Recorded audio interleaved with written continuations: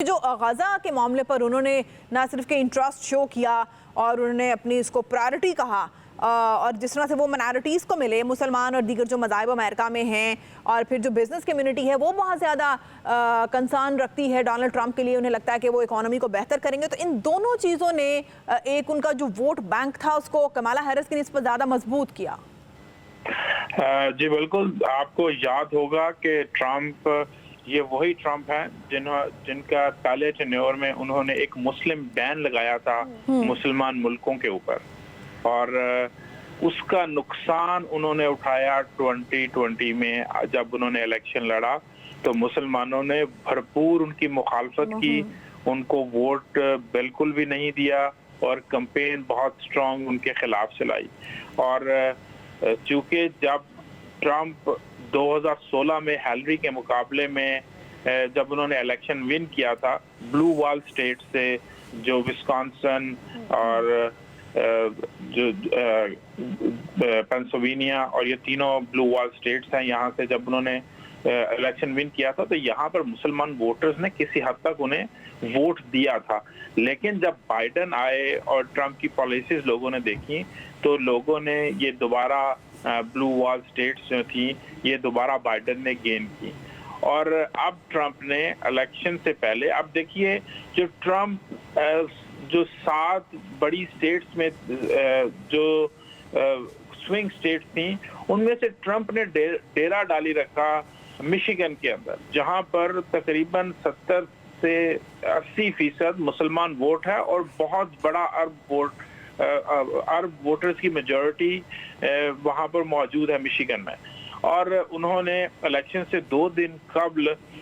وہاں کے تمام مساجد کے اماموں کو اکٹھا کیا اور وہاں پر ایک سپیچ دی، اور انہوں نے یہ بیان دیا کہ میں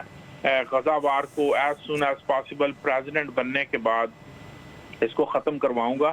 تو اس کا اثر نہ صرف مشیگن میں ہوا بلکہ جو مسلم ووٹر تھا وہ اس وقت غزہ وار کی وجہ سے تھوڑا پریشان ہے، اور وہ صرف مسلم ووٹر نہیں، اگر ہم نیو یارک کی بات کرتے ہیں، نیو یارک میں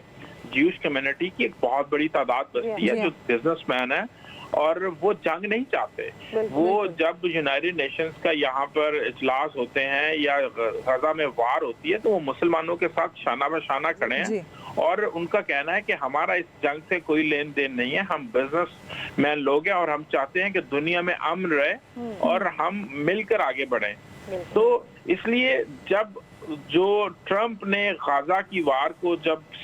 اس کے اوپر فل سٹاپ لگانے کی کوشش کی تو یہاں پر بہت سے بڑی گروز نے، بہت سے لوگوں نے ان پر تنقید کی کہ شاید بیان ان کو فیوچر میں فائدہ نہ دے، لیکن ٹرمپ نے فیوچر کو نہیں دیکھا اس وقت، انہوں نے ریئلسٹک ہو کر دیکھا کہ اگر میں اپنا ووٹ مسلمانوں سے حاصل کر لیتا ہوں اور مسلمان مجھے یہاں پر سپورٹ کرتے ہیں تو میں ایزیلی وائٹ ہاؤس میں پہنچ جاؤں گا، اور ان کی وہ جو چال تھی وہ بہت وائزلی ثابت ہوئی، اور ہمیں اب خاصا نظر آ رہا ہے کہ مسلمان ووٹرز جو ہیں، ایون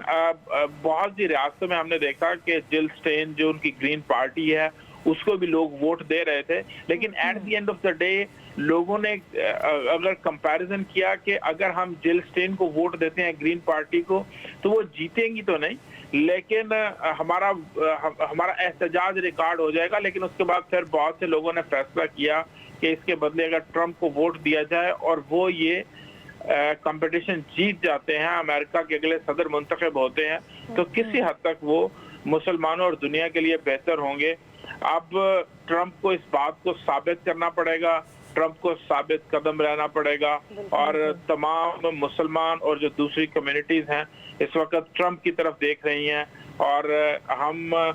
امید کر رہے ہیں کہ اب سے کچھ دیر کے بعد ٹرمپ ایک وننگ سپیچ کریں گے۔ اب تمام لوگوں کی نظریں اس وننگ سپیچ کے اوپر ہیں اور دیکھنا ہے کہ وہ اس وننگ سپیچ کے اندر، اور یہ بھی دیکھنا ہے کہ اس وننگ سپیچ میں وہ کیا کی پوائنٹس ہیں جنہیں وہ پھر اب رکھتے ہیں سامنے، کیا وہ انسینٹیوز ہیں جو عوام کو وہ لبھانے کے لیے بتائیں گے، کیونکہ وہ سپیچ ہو سکتا ہے ان کا فائنلی وہ ایجنڈا ہو، ان کا منشور ہو۔